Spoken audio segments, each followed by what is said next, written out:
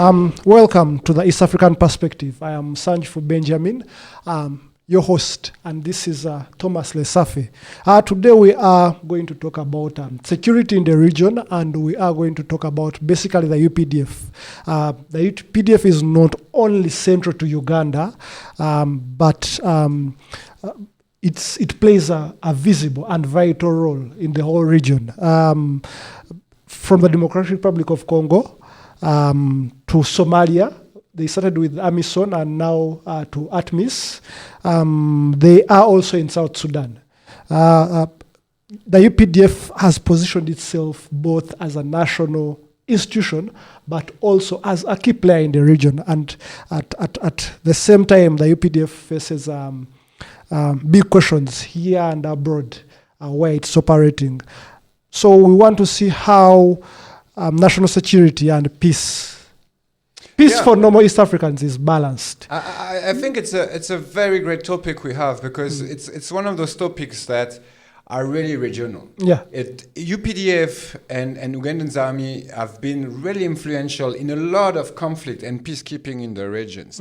If I were standing in Kenya right now, in Tanzania, I would ask myself, what is this army doing in South Sudan? What is this army doing in Congo? Because in many situations, they have replaced East African forces. It is quite clear that it leads to a form, the presence of UPDF in the regions come from back in the days where the freedom fighters that liberated Kampala thought of themselves as a freedom fighters army, and that influenced the doctrine of UPDF very strongly. Yeah, and one of their core values back then was Pan-Africanism. Definitely, and we have seen them operating all over the regions all the time with this agenda. Sometimes playing like with the East African forces, sometimes on their own, defending like regional dynamics, especially in the east of Congo. It's a very fascinating episode today. I hope we all understand how excited it is to speak of such a powerful army, which I believe is the second most powerful army in the region. I think you guys know about the first one, but we're going to speak of them. So for a youth out there in the region, an East African youth, for somebody who is into business and they want to invest in the region, this is a very key issue to look at, because they go out to put peace in place and try to stabilize other countries or regions. And they are doing this so that people can trade and move around. Correct. That is why we are looking at this conversation. It is not about the military alone. That is how other people come in now. It is not about military, it is not about Uganda. It is about the question of security in the regions and how an army that considers itself as a freedom fighters army come to take a Pan-African lead in most of the operations happening here. And that means if its objectives are met or not, it becomes a global issue. This is true. Yeah. In this episode, you will hear about the situation between Ethiopia and Egypt. We will ask ourselves, is UPDF will intervene for East Africa if there's conflict with Egypt? We are going to ask ourselves, where's Operation Shuja in Congo right now? Because there's been starting in 2021. ADF, there has been at least 86 people that have been killed last week by the ADF. Where is that operation? What is happening? We're also going to speak of, obviously, the situation in Somalia, where UPDF are present since the longest time, I think. It's probably the longest operations. Yeah. And, of course, the situation between Sudan and South Sudan being we'll see, but at conflict, at odds. At conflict, where very, it's a very special situation. There is an active civil war in Sudan, and then South Sudan is on a brink of another civil war, and UPDF is in there. And UPDF is not just in there. It seems to me that UPDF is the strongest security forces in South Sudan. Yes. So how will it react to RSF or Emeti controlling the borders? How will it change the different trade roads that always pass by Kampala? Those are some questions we're asking ourselves today. Where should we start with the opening of the Great Dam Renaissance? Yeah, we could start with that. And what could be the security implication for the region? So even starting the dam or its plans were a secret until it was a very, very big secret until construction started. And Ethiopia had to wait until Egypt didn't have a government. Correct. Because if Egypt had had a government, I don't think that construction would have started. It's the biggest dam on the continent, fully funded by Ethiopia, no foreign loans. The only foreign money that came in from Ethiopians in the diaspora, about $56 million that bought bonds, and they expect to be paid back. So to put this dam in place, first, Ethiopia had to consult Egypt. To put anything on the River Nile, you have to consult Egypt. It is a colonial treaty that was signed and it is in place. It is international law. Yes. If Egypt doesn't approve, you can't do anything to the Nile. It was at the time where Egypt was backed by British diplomacy. Yes. Right? Yeah. And at the moment, they have the American cover. Ethiopia did construct a dam, and during one of the phases in Donald Trump's first term, Donald Trump asked the solution. He suggested to Egypt that the solution, your solution, could be bombing the dam. One of my students asked me, why is it an East African problem? Why would that dam be an East African problem? I told them straight, the dam will provide electricity for East Africa. Yes. The electricity will be sold to other East African countries, right? Which is the same situation that we are in. We are also selling electricity to our neighbors. And second important thing, Yes. Egypt has the strongest military in Africa. It believes in this. Like we can debate about other militaries, but it can also, they might lose a lot in the situations. Can it lead to security issues where East African forces, East African army will have to get involved to protect such a dam? Apparently, Ethiopia will make $1 billion out of this dam every year. Every year. This is almost the same as Egypt is making with the Suez Canal. Yes. And it's not only electricity. Behind that dam, a great reservoir is building up, and it is going to change the biodiversity of the place, but it is also going to contribute lots and lots of water for agriculture for Ethiopia. Ethiopia in the past has had food shortages, and it has been about their seasons. And they have a growing population, which needs to feed. If that population has food, second biggest population in Africa. It would be very, very More than important 10 million people landlocked. Yeah. So they do need that dam. And at the end of the day, at some point, South Sudan will have to have their own dam. Correct.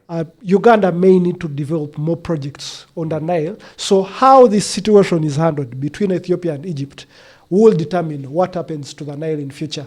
Will the pre-colonial agreement stand, or another agreement will come into place? Now, one of the key questions is just if you can speak about that, like we are still ruled by colonial agreements when it comes to how we share the water of the Nile, the resources.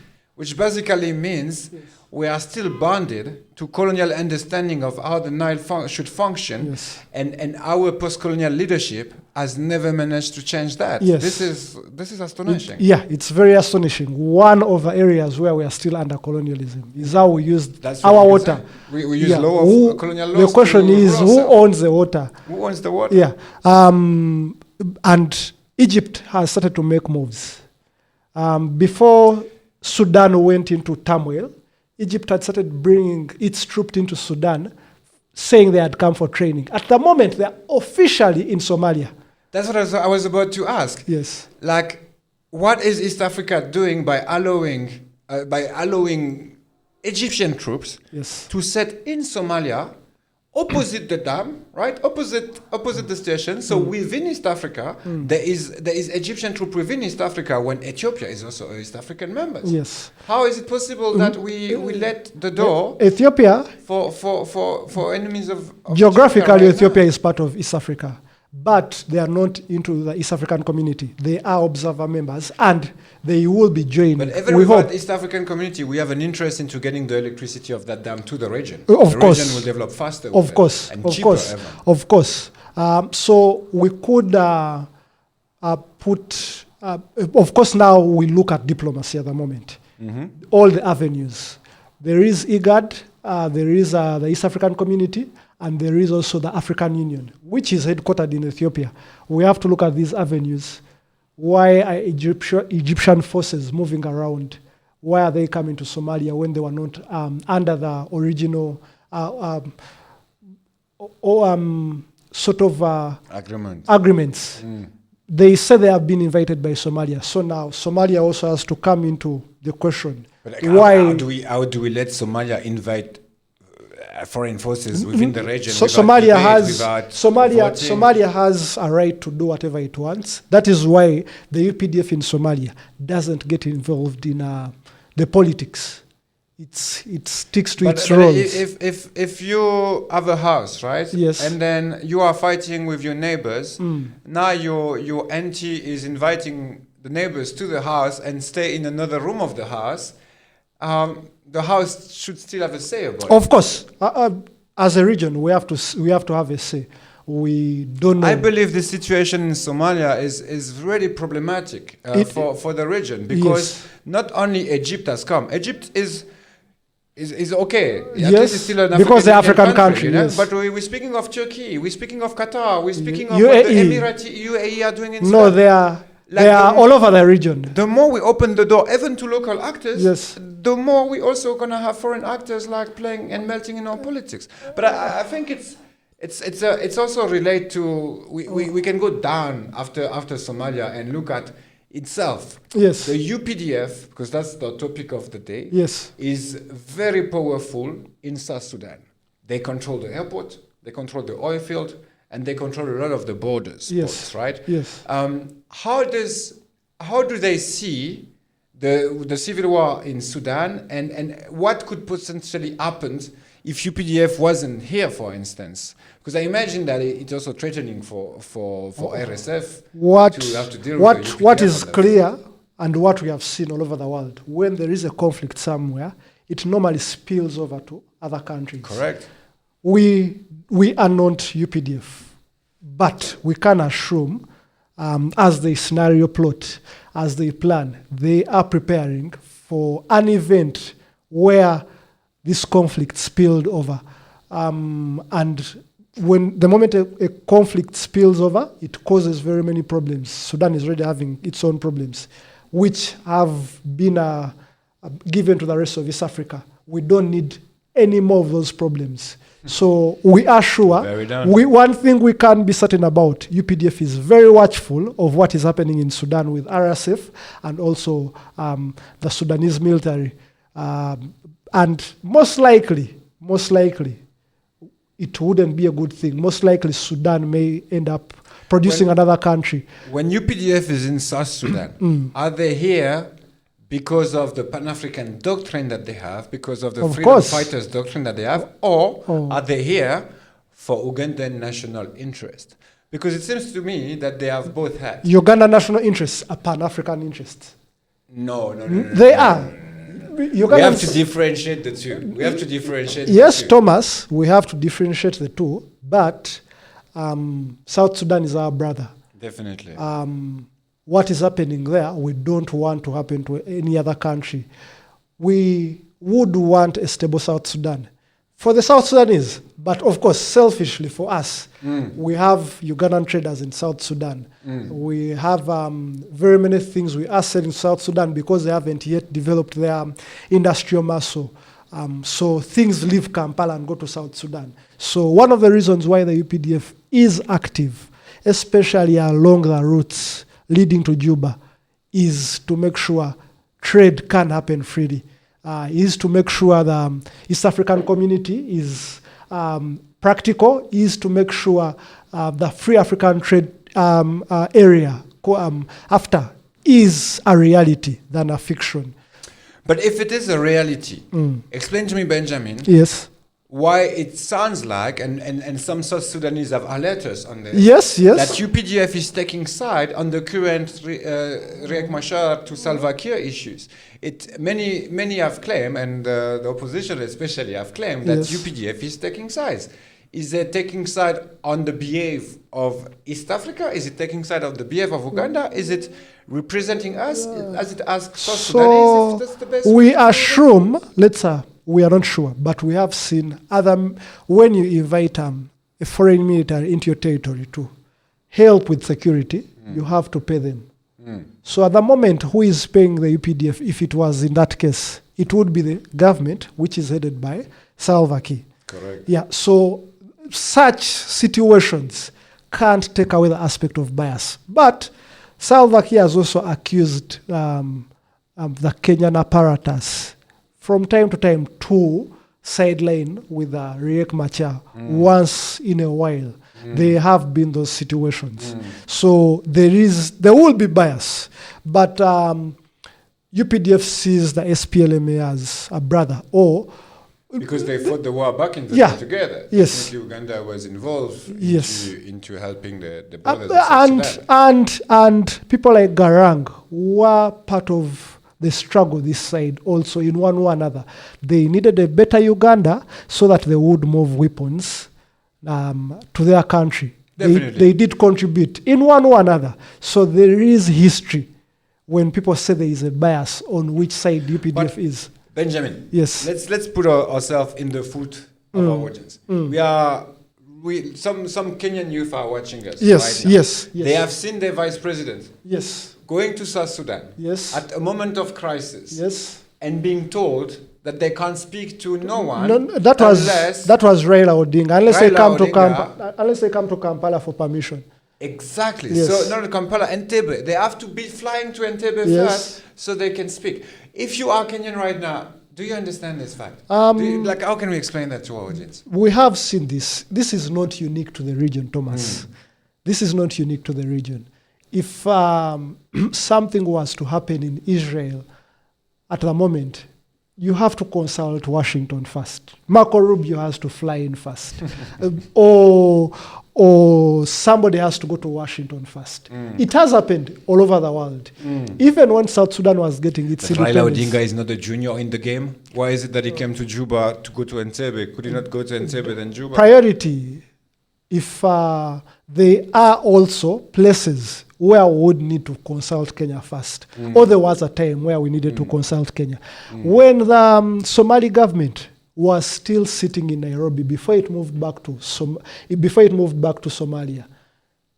Kenya at some point did We're the gatekeeper. Yeah, were the gatekeepers So until we moved in and started to help with the security, and then we dominated. And then when Kenya realized, they had to find a way, and when an opportunity came, they did enter Somalia too. So there are those dynamics. I That mean, to be fair with UPDF, there has been more peace in South Sudan since they are here than Yes. they were before. Yes, It is quite clear. yes, However, we can also understand the youth that wonder how long is that gonna take for the situation to be stabilized and for of course, the country not to need of course, a South foreign Sudan, army anymore. South Sudan has to work on its internal issues, political issues. At the moment, the government has decided to put charges on Riek Machar and his allies, and there is some backlash. So now the region has to either respect South Sudan's decisions and see these trials through. South Sudan, the government in Juba, could be having a plan of where it wants to see this go. There is a reason why South Sudan is the way it is at the moment, and there is a reason why UPDF can go in there. It's because when that young nation got independence, some institutions never really took shape, they never developed, and that created a situation that has brought them where they are. I'm very sure, I'm highly sure the political elite, even the South Sudanese in the diaspora, even here in Uganda, are doing everything possible to make sure their country finds some sort of normalcy, because they know more than us who are out here the potential of their country in agriculture, in human resource. They are trying their best, and they must be, and one day they will tell us about their roadmap of when they would want the UPDF to leave and they take over. Okay. Yeah. UPDF has been strong in South Sudan. It's a long history. Yes. Another long history of East African geopolitics was the time where Omar al-Bashir decided to form a rebel group Yes. north of Uganda. Yes. That rebel group became the ADF. Yes. The Allied Democratic Forces. Allied Democratic Forces. Yes. They've been kicked out of Uganda Yes. by a solid UPDF Yes. missions. Yes. And they ran away and flee to the east of Congo. Now the UPDF have said that they need to get rid of the ADF. Yes. But we keep listening that they are making like atrocity in east of Congo. Literally since 2 weeks, since the beginning of September, they have made more killing so than the M23 itself. I'll give a little historical context, I may not go back to where it all started. When Omar Bashir realized there was a strong connection between the SPLM and Uganda, he decided to create a rebel group. People like Jamil Mokulu and all these leaders of ADF studied in Khartoum. They had gone there for Islamic studies. And then they came back as agents of Sudan. They set up the ADF and... that was the time where South Sudan was not created. Yeah, before South Sudan was created, yes. And one of the aims of Bashir was to make sure he destabilized Uganda to the point that Uganda could not even exploit its oil. Uganda, UPDF being disciplined, took time and was able to, with time, expel this group out of Uganda and push them into Congo. But they still were a threat to Uganda. They would make incursions, they would plot suicide bombs within Kampala. Uganda decided to go back to South Sudan in Operation Shuja. So now that brings us... in east of Congo. That brings us to where we are, where you are putting us. Uganda has pushed this group further, but the group is still causing havoc, as you have said. So Thomas, I know you understand this region more, the east of Congo, you look at it. What do you think is the status of the ADF in Congo, and how do you think is the UPDF faring strategically? Tactically, we could have pushed them because we have superior military. Superior military, better weapons, better equipment, better intelligence, better trained soldiers. But on a strategic level, I wonder where we are. What is happening in the east of Congo? For me, there's three major questions when we speak of East African presence in the east of Congo. Right? Yes. We have made on other episodes like the whole history of what is the east of Congo and how the east of Congo has been related to the east of Africa much more than to the west towards most of its history. We know that the Swahili coast, for instance, where the harbor where most East African Congolese product would go from a long time, from at least 16th to 17th century, right? So the east of Congo is attached to East Africa, right? This is not a new story. Yes. This is not a new story. However, colonialism and slavery before that and colonialism turned upside down and now made the east of Congo being part of a state that is mainly governed by Western Congolese, right? So we have entered a situation where the east of Congo is a long dynamics. We're talking about long historical dynamics. But there's 3 points that for me are salient today to understand the situation. The first one is to say that Uganda and the UPDF are building roads to Beni, to Bunia. Yes. And those roads are not built by private contractors. They are built by the army because they are of national interest. The roads that will lead the east of Congo, the Kivus and Ituri, to Uganda will definitely boom the place of Uganda in the regions, and it will become a corridor of trade, right? And we know that with the institution that Uganda has, it will be really good. It would be really great. Yes. And now there is a lot of influx of product coming, especially the gold, but it is not always legal. It is not always driven by those roads. So first, the question of the new road to DRC and what do they produce? The second is, why is ADF still a threat to Congolese? There's at least two theories here. The first one is to say it is because we beat them up on the ground that they take vengeance on civilians after. And we know that the massacres happen towards roads. So usually they retreat, and when they retreat, that's when they attack. They retreat and they attack to say that we are still here. But it doesn't mean that they are military capable of doing what they used to be. But Operation Shuja is here since 2021, and we still have crime in Beni and Lubero. They have attacked Catholic churches.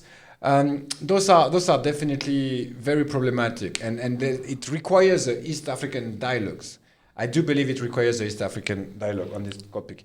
And then, last but not least, the question is, if AGF is in Mozambique in order to establish and help the forces of Islamic State that side, especially in the north of Mozambique, when you have big gas petroleum project that the Frelimo is really interested on having developed, if AGF are in Mozambique, why are UPDF not? How can we explain that it's Rwanda rather than Uganda being there? That is a good question, because even originally, ADF first operated in the Albertine region, where all our oil wells are. Yeah. They seem to have that thirst to operate where the oil wells are. And they seem to move money around easily. We are yet to know how they're able to do that.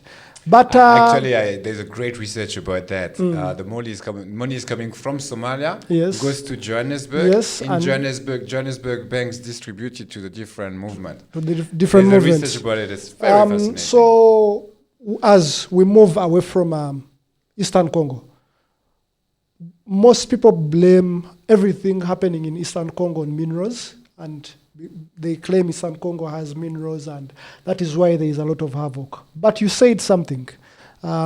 Eastern Congo is ruled very far away. Yeah, Kinshasa is very far away. The problem of Congo is largely governance. It is largely the strength of the government. And they have joined the East African community, but they have not yet been serious with their joining. Since they joined, their remittance, their contribution is only $1 million.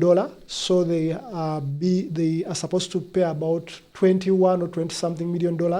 Even Somalia, that has problems, has paid up. But they claim that the East African forces that came under the East African forces in DRC, yes, were literally providing intelligence to the different rebel group there. That we can understand. Yes. If that's what they think, yes, if that's the intelligence they have, why they don't want to pay. We can understand that, no? Maybe that could be a good point. But when they come to the East African headquarters in Arusha, yes, they are very vocal and they want to be involved in this integration. The other thing is that the president in Kinshasa has decided to step away from most of the peace efforts that East African community has tried to put in place. Now all efforts have been put under the African Union, both those of East African community and SADC. They are all now under the African Union. But there is a question, why isn't, they may not trust the rest of East Africa. No. They do not trust Rwanda. Yes, they have accused publicly Rwanda of course they have, behind the insurrections, yes, and many research have shown that there is definitely Rwanda has established clearly why it has interest in Congo. One is Congo has allowed those that carried out the genocide to live in there freely. There is a reason. When these people are fleeing, they did go to Rwanda and Tanzania. Have you ever had any groups operate in Tanzania? No. So why? Because Tanzania is a strong state with strong governance. They can't allow anybody to operate. Solid control of their borders. Yeah. So solid control of their Congo can't control its borders. And one of the best ideas on how they would control or have some kind of stability is to have Kampala and Kigali help with the administration of Eastern Congo. That is very controversial. Very controversial. Very controversial. They even publishing passports now. But Thomas, I have asked on the podcast before, and I have told you, at the moment, Kivu is safer than it was after M23 took over. And there is a likelihood in maybe 10 years, if things don't change, Kivu would look like Hegisa in Somaliland. Is it? Yeah. The triangle between Walikande, Bukavu, and Goma, yes, is definitely safer. However, we also know that the longest a military troop is staying, the more problems and drama it creates. Let me give you an example. Yes. Recently, one of my friends was in Goma in a bar, and then the M23 soldiers pay attention to her. Now it comes as they harassed the girl, didn't want to give the numbers, and they shut down the bar. They were drama around it because if a soldier stay too long, the discipline lower, right? So the longer we have a region that is militarized, the more we might expect troubles. Yes, right now their presence might help the security, their presence might help the administrative, but we also should not take the lead of. We should not think that the wrong governance of the east of Congo is only coming from Congolese. It's like just a failure of Congolese. Yes. No, it is not just that. It is also a very complex region Of- to rule. Since 1960, Yes. this place has been the problem of Kinshasa. Like if we have to make a list of the army that got involved from apartheid South Africa to Rwanda today, it is a long list. Thomas, It is a long list. Thomas, the word complex, if we use that mentality that the east of Congo is complex, we shall never break it down. We have to try our best to simplify it, because at the end of the day, we want these mines to work. They did auction oil fields. We want oil to flow. Yeah. We want the universities in the east of Congo to function. Yes. If the people in east of Congo want to relate to Kampala and Kigali more, that will happen. That is up to them. If they want to relate more to Kinshasa, that can also be put in place, but only after there is some form of stability. It doesn't need to be full stability. Some form of stability. Should UPDF extend its mandate? Because one thing we haven't said is that UPDF, most of the time, Yes. works with the local army. Yes. Like they are with the Yes. FIRDC Yes. in east of Congo. They're Yes. not alone. Yes. They're not alone. They are not alone. In Bunia, in Beni, they're not alone, right? As- Should they extend their mandate? Now that comes back to who is funding the operations in Congo. Is it the Ugandan budget, or is the funding coming from Congo? Africa. Is it or from East Africa? The funding will. The other is we want the UPDF be outstretched at some point, because the UPDF Very is good question. operating Very good question. everywhere across the region, and it's the forces it is fighting are changing and evolving. ADF was ADF. Now ADF is very much affiliated to the Islamic State, ISIS, and we are seeing ISIS crop up all over the world, all over the globe. And especially Africa. Yeah, Like Africa. since they've been kicked out Yeah. and defeated in Syria. Yes, so they have come to the Sahel, definitely they're in interested. Congo, Correct. they're in Somalia, Correct. they're in Mozambique. Correct. And it is going to be the strongest force in the region, or the strongest forces in the region, to take them on. So at what point will the UPDF say, Enough is enough. enough is enough? Enough is enough. Yeah. Can UPDF take back Goma? No. Goma is for M23. No, but that's what I'm asking. Yes. Could potentially UPDF take back Goma at some point, where if a peace agreement is signed? I think that would need the involvement of the United Nations Security Council or the African Union for that to happen. Because Goma. Because when you said take over Goma, it would sound like they would need to have a military campaign.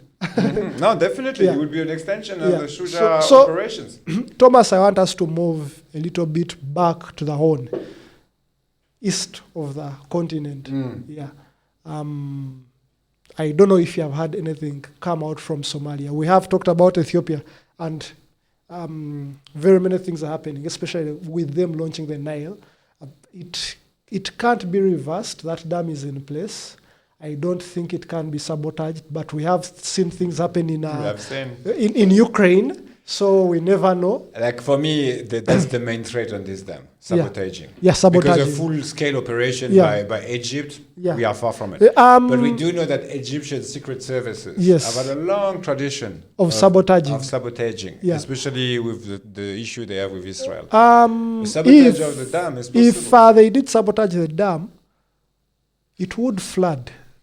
And if it was to flood all countries, I mean, downstream, South Sudan, Sudan, Egypt would face a surge in waters let me ask that you would questions. cause floods. But would Egypt not have more water in the Nile if such thing is happening? No. It will. No. The water will flood and end up in the Nile. No. Going to Egypt. No. Egypt's reservoirs, like Yes. the reservoir behind the Swani High Dam, is Yes. full to capacity. Oh, okay. Yeah. So it any would, sabotage, it would overflow other things. It overflow wouldn't- and cause more problems But is there no way to sabotage it? without And- flooding. Yeah. They would need to infiltrate the Ethiopian electricity company and Which I'm whoever. sure they've been thinking of. Of course they are. I can bet here Of that course there's they some are. office If in you are an Cairo where- Egyptian, of course, if you're you are- Egyptian, you would think yeah, about you'd it. think If you're about Egyptian, it. you But would think about it. at the end of the day, we have to go to Addis Ababa and sit as a continent and solve that issue. We finish that, we need to develop INGA. Yeah. Another great project that Definitely could power the whole of... Inga 3. And then another Yes. white elephant, if I might say, is because it has been since Mobutu that Congo cannot build that dam. And, it's unexpected knowing that the first Inga has been built in 3 to 4 years. Ramaphosa has tried to put an initiative in place to secure funding from the continent. But with what is happening, things are going slow. And we can imagine that Ramaphosa right now is not But prioritizing. why we are talking about the Nile is because the Nile is central to the region. But Inga will be on Congo. Yeah, of course. Yeah, But Inga is on again, if anything happened to the Nile, even Congo would be affected. Definitely. These Absolutely. river catchments are connected in one or another. They contribute to the ecosystem, the rains, and then the rains fill up the lakes that feed into these rivers. That is why we are very passionate about this. So in Somalia, at the moment, UPDF is in Somalia. We are talking about, and we were the first people to contribute forces. The UPDF contributed troops to AMISON then, which is now ATMIS. The only question is, we have been there. We were credited for securing Mogadishu. The question is, Thomas, if UPDF left Somalia, if ATMIS left, are you not scared we would see what we saw in Afghanistan and the Taliban? Yeah. Definitely. I don't know who of our audience are watching the Yes. Taliban YouTube video, Yes. but there's a lot of YouTube influencers right now, TikTok influencers Yeah. going to pretend that the traveling to Taliban Taliban. have great solution. Yes. And it's true that they have been more efficient on implementing justice Yes. than Americans were before. That is questionable, debatable. I believe that they do have better judicial system, even if I wouldn't agree on the rules that Yes. they put. But Okay, it seems to okay, me that that makes more sense. direct. But when it comes to Somalia, we Yes. do not want Mogadishu to become a new Kabul. Yes. Especially because the forces that were in place at the time were fighting outside of Somalia. We've seen attack in Kenya. We've seen attack in North Uganda. So it is quite clear that Somalia should be sorted out in the East African perspective. It Yes. should be sorted out by East African forces. When UPDF will leave, what will happen is unclear. Because there is Kenya, Uganda, and Burundi, and now Egypt has come in. Ethiopia is also in there. So the question is... And Turkey. Yeah. Of course, Somalia, Eritrea is helping with training the Somali forces officially. The question is, what will happen when they leave? Or are we going to have a scenario where we stay forever? After all, we're all East Africans. That's definitely that's where I wanted to go. And I think we should ask our audience this. Yes. Would you back up an administrative forces? East African administrative forces, not the military forces as we see right now, East African administrative forces to go and administrate both east of Congo, the Kivus, and Somalia. Would it be possible to see our best administrators coming to Mogadishu, coming to Goma, and says, we are taking over administratively this place, like the Germans did when they administrate the territory they won during the Second World War, or when the French and the Americans administrated Germany after the Second World War.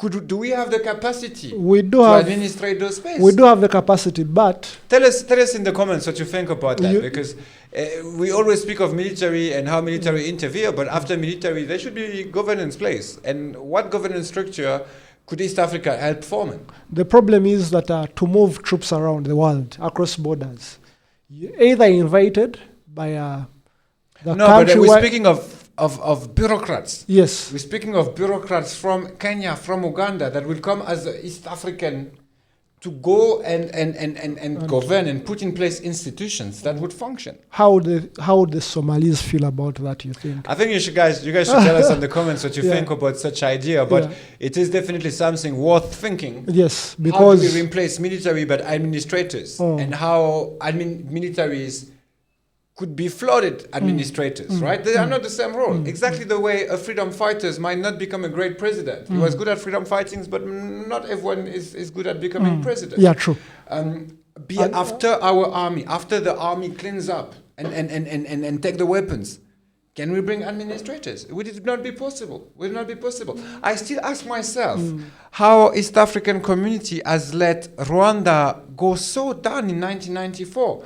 Like when a lot of foreign troops, and especially the French in Operation Thomas, I would come in on that. They came here, but Kenya as the couldn't, French Tanzania troops, couldn't. as the French troops were in Rwanda under the United Nations, which troops were being led by Kofi Annan at that time. He was heading the sort of the security and deployment. Yeah.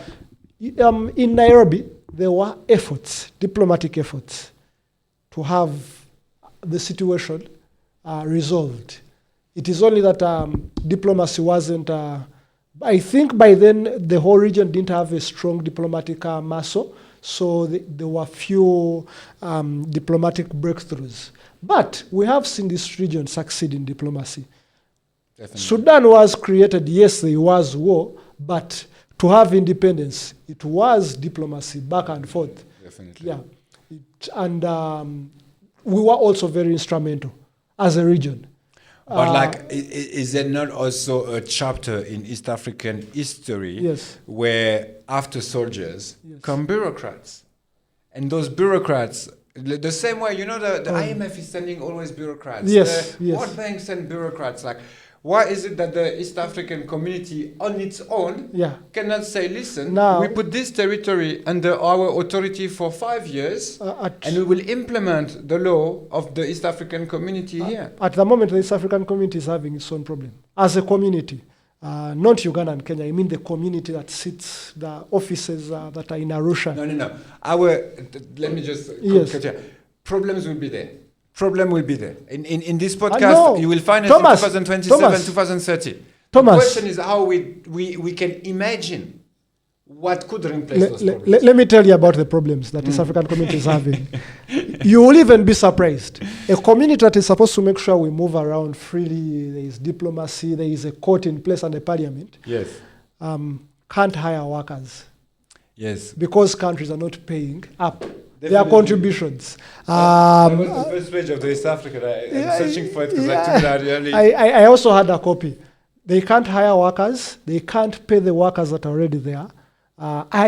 If you look at the populations in East Africa, the whole HQ has about 420 employees. I don't think that is sufficient enough to run the organs and the institutions. So now, with those problems, human resource, basic, how then do you think we can what I see, Benjamin, is that effectively, Goma, Bukavu, Walikande are currently governed and administrated by an East African force. Whatever we can speak about it, it's not the East African community, but as a matter of fact, both South Sudan and East of Congo are currently mixed administrative organs. Let's call it like this, right? Where there is administration of Uganda from UPDF and administration of Rwanda through M23 that do govern the life of East Africans in those spaces. Which is a good thing. Not for me to say. Not for me to say. No, our audience can decide, but probably it's a good thing, yeah. But what I'm saying is that if Rwanda can end up controlling a part of East of Congo, then why is it that the East African community set this up and frame it. What the East African community has to do is what the African Union did. The African Union decided to say the East African efforts and SADC efforts should come to Addis Ababa. So we can't say Kigali's efforts and Kampala's efforts go to Arusha, and then we have a new entity, a new organ that can deal with peace or security, and then it can back up the East African standby force. Or, where possible, we even have an East African police that is deployed on special occasions. Yeah. The police, the army, Yes. we're good at it. We are good at it. Yes. As you said, there has been Yeah. conflict before, Yeah. things are deployed. My point is more to say, Actually, our police has even deployed as far as West Africa, Liberia. Definitely, and successfully. Yes. But when we have done this, right now the model is we give back authority, sovereignty To the the country. state. Yes. Right? Which is the model. And of course we understand where this model comes from. And of course Congolese Yes. would say, no, we want our sovereignty. And sovereignty is Yes. a big topic for the Yeah. youth. Big topic. Yeah. But can we not also see the historical dynamics and see that the east of Congo has been poorly governed for a long time and that they also deserve a better governance and that East Africa could also answer this need rather than simply answering the needs of military. But I think the topic is there on the hair. Yes. I think the question is bureaucrat versus soldiers. What should East Africa put in those spaces? And it is a topic we could, I think, tackle on its own. Definitely tell us in the comments if you are interested by such a topic. It is a huge geopolitical question. If we figured that out, I don't think anybody would stop us. And I do believe that it would serve integrations because the East African community is seen as a force that brings good governance to certain region of the bloc. So the youth will like it better. So Thomas, I want us to move to something global. Yes. As we wrap up. Close up and wrap up. Yeah. So East Africa. Yes. Uganda, UPDF has positioned itself as a real regional player. Yes. I want to ask you, be neutral as you can. At the moment, there is talk by the global majority, which used to be called the Global South, of reforming the United Nations Security Council. Do you think UPDF has done enough to secure Uganda's place if the Security Council was reformed for a permanent seat, permanent member seat? Very good question. Good question. First, so it's set on record. Yes. I do not believe that the United Nations Council is going to be reformed. Yes. I'm believing it's going to fall, and the new one will rise.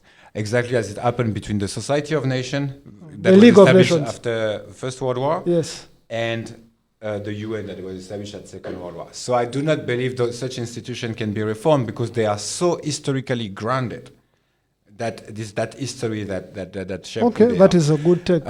But if it has to be reformed, yes, and if that reform could bring something, because that's another topic, would any reform bring something very new? I do believe that UPDF is definitely one of the strongest arguments for East Africa to have a seat on the table.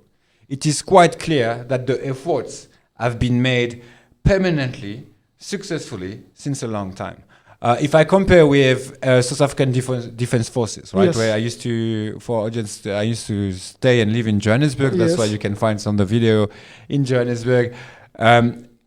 They have not been involved successfully into making peace in the region the way UPDF have had, right? Obviously, it's not the same region. It's more stable in the south than it is in Central Africa. But South African Defense Forces has not bring many peace in different conflict. So comparing to other forces in the region, definitely UPDF is one of the most Pan-African forces. It is not perfect, guys. We're not saying it's perfect. It is not. We're not here to say that nothing have never happened. Those are but on a regional, geopolitical lens. On a geopolitical lens, you can count on UPDF to arrive, to be deployed, and to stabilize the situation in 95% of the places. Followed by Kigali. Definitely. Okay. So that is basically the East African perspective on security and why it matters to the region and the continent as a whole. At the end of the day, how this region fares affects how the world fares. But can I also ask you like a last questions maybe? Yes. Because I know our audience is also interested by it. The peace talk between Rwanda and Congo are happening not in East Africa, as we said, but Qatar, in Doha. Yeah. And recently Doha has been attacked by Israeli bombs. Yes. I know you're following the situation closely. Doha has called for its main allies to unite and to front the situation. East African presidents were not there. As far as I understand, it was mainly Middle East and North Africa. It is no. East Africa was represented in the Islamic Organization of Islamic Countries. Uganda is a member of that organization. So, but not by head of state. Like not by the head of state. Yes. Not by head of state. So, what Africa is? What's your take on that? What's your take on that Doha attack? Of course, it was sad. Qatar established itself as a center for this diplomacy. Yes. When America wanted to withdraw from Afghanistan, they went to Qatar and met the Taliban. Correct. Very many peace efforts have been done in Doha, including what has been happening between Hamas and Israel. From time to time, ceasefires have been negotiated in Doha. Yes. And it looks like somebody is not happy because Doha is establishing itself as a place that can deliver.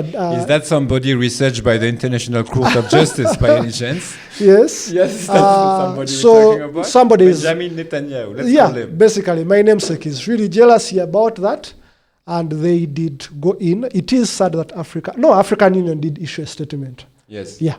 Africa, what did they say? They did condemn Israel's attacks on Qatar and what the attacks meant for the peace efforts. Now, if you told me to go to Qatar now for peace talks, even about Democratic Republic of Congo, I will be scared. But it's also about America. Yes, and about very how much. America protect or do not protect his allies, and how he rank his allies, and based on what. Right now, the main ally of America in the region is Kenya, isn't it? Yes. And non-NATO. Kenya and Qatar are both non-NATO allies. Which means Kenya can be bombed tomorrow. Exactly my point. By anybody. If Qatar can be bombed, and America and the US are calling you 10 minutes after the bombing saying that it was... Now, the question is, if that happened with the GERD, the Grand Renaissance Dam, or if it happened to any of the capitals, what will regional players like the UPDF do about it? Yes, and how we should also detach ourselves from thinking that America is going to help any security issues. We have more chance to see a coup by CIA than a peace deal by America. Yes, it's a problem. That is their fabric. It's a problem. Yeah. So that is it. Yeah, to conclude. To conclude. Yes. We have spoke of the role of UPDF. We have said that the involvement of UPDF has been useful for peace in the regions, have been strongly guided by Pan-African doctrine and Pan-African thought. However, obviously not everything is perfect.